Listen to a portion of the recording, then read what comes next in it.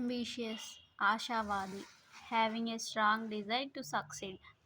Ambitious అంటే లైఫ్లో ఒక గోల్ ఉన్న పర్సన్ని అంబిషియస్ పర్సన్ అని చెప్తారు.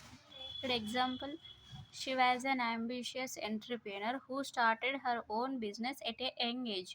అంటే తనకి లైఫ్లో ఏదో సాధించాలి అనే గోల్ అనేది, ఒక అంబిషన్ అనేది ఉంది కాబట్టి తను యంగ్ ఏజ్లోనే ఎంటర్‌ప్రెన్యూర్‌షిప్ స్టార్ట్ చేసింది అన్నట్టు. అథెంటిక్ అంటే అసలు, తెలుగులో అసలు అంటారు. అసలు అంటే genuine, real are true to it's nature. ఏదైనా జెన్యూన్గా ఉంది, తను జెన్యూన్గా ఉంటుంది అని చెప్తారు కదా authentic person. The authentic smile on her face made every one feel welcome.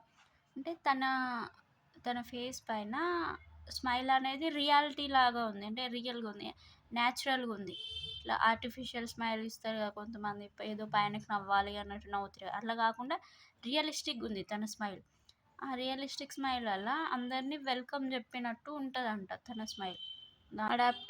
Adaptable అంటే అనుకూలపడు అంటే able to adjust to new or changing circumstances. పరిస్థితులకి అనుకూలంగా మనం మారాలి అని చెప్తూ ఉంటారు. దాన్ని అడాప్టబిలిటీ అని అంటారు. అంటే అడాప్టబిలిటీ అన్న ఒకటే. Example, the adaptable nature of the company allowed it to thrive in a rapidly changing market.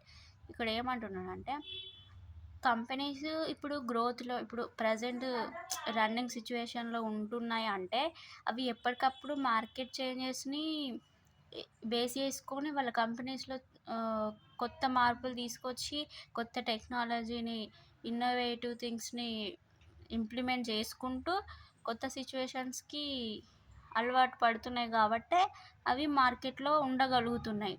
ఎప్పటికప్పుడు చేంజెస్ చేస్తూ కంపెనీని ముందుకు వెళ్ళేలా చేయడానికి యూజ్ చేస్తారు అన్నట్టు. దాని అడాప్టబిలిటీ, అది అడాప్టబుల్, అనుకూలపడు. నెక్స్ట్, యాస్పిరెంట్ అనే దానికి మీనింగ్ తెలుగులో ఆకాంక్షి. A person who is seeking a particular position or status. Aspirant అంటే వాళ్ళు ఫ్యూచర్లో ఇది కావాలి, నేను ఖచ్చితంగా ఈ పొజిషన్కి వెళ్ళాలి, ఈ స్టేటస్కి వెళ్ళాలి అని ముందే మనసులో అనుకోవడం అన్నట్టు. Raju is a government job aspirant. Raju అనే అతను గవర్నమెంట్ జాబు ఫ్యూచర్లో కొట్టాలి, దానికోసం ఇప్పటి నుండి కష్టపడుతుండు కాబట్టి తనని గవర్నమెంట్ జాబ్ ఆస్పిరెంట్ అని చెప్పగలుగుతాం. ఎవరైతే ప్రైవేట్ జాబ్ కోసం కష్టపడి ఆ జాబ్ కోసం ఇప్పటి నుండే రీసెర్చ్ స్టార్ట్ చేసి, స్టడీస్లో ఇంప్లిమెంట్ చేసి, న్యూ టెక్నిక్స్ని వాడుకొని, ఏఐని యూజ్ చేసుకుంటూ ప్రైవేట్ జాబ్ కోసం ట్రై చేస్తున్నారో వాళ్ళని గవర్నమెంట్ జాబ్ ఆస్పిరెంట్ అంటారు. ఆస్పిరెంట్ అంటే ఫ్యూచర్లో ఇది కావాలి అనే, ఇది సాధించాలి అనే పర్టికులర్ గోల్ సెట్ చేసుకోవడం, వాళ్ళని ఆస్పిరెంట్ అంటారు. ఆర్టిక్యులేట్, స్పష్టంగా మాట్లాడే.